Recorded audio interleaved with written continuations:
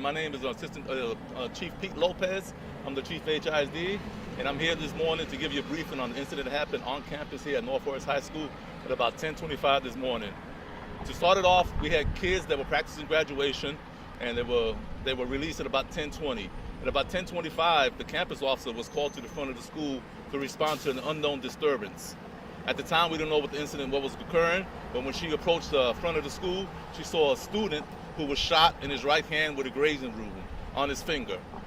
HFD responded to the scene, treated the student, and released the student, so the student did not have to be hospitalized. Thank God for that. So she called for additional support from HISD PD and HPD that responded to the scene, secured the area. There were several witnesses who indicated that they said they saw two vehicles involved in the shooting inside the parking lot on the south side of the campus, southwest corner of the campus. There was a gray truck and a maroon Chrysler that were involved in the shooting inside the campus, and then they exited the campus and went on Mesa Street and began shooting at each other. That's when the student who was parked on the north side of the driveway of the campus, he was shot in the hand, again, like I said, a grazing wound, so he reported back to the front of the school. HPD and HISD secured the area, and they started searching for the vehicles. And luckily, we were able to find a gray truck and the 8200 block of Sterling Shire with a lone suspect inside the vehicle who was detained, and that vehicle matched the description of the vehicle that left here, and that vehicle also had gunshots to the panel of the side of the truck.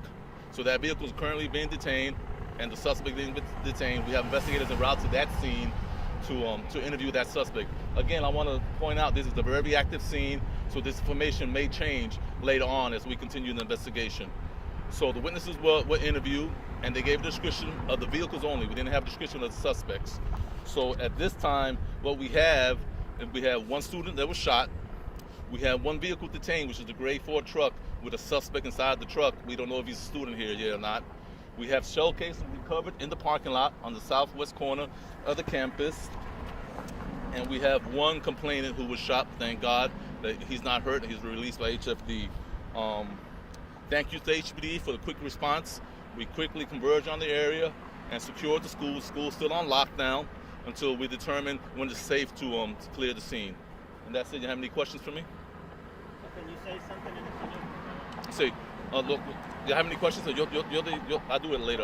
Okay. You have any questions for me? So you only have one suspect in custody right now? Correct. We have the occupant of the gray truck who was seen leaving the scene. The maroon Chrysler, we still don't know who that person is, and we don't have that vehicle detained yet. And you don't know if these two suspects were students of this?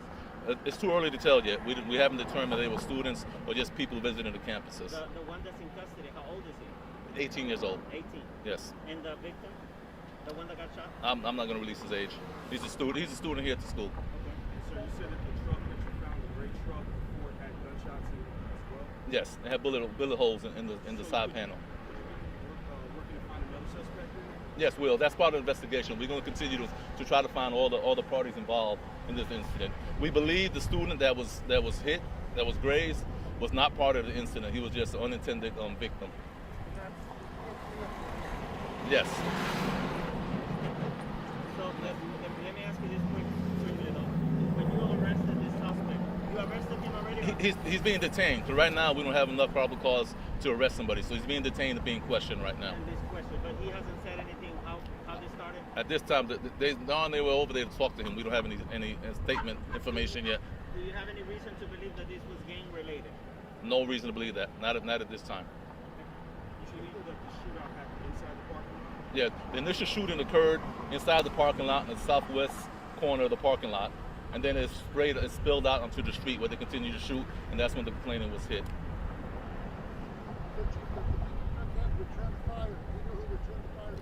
Excuse me?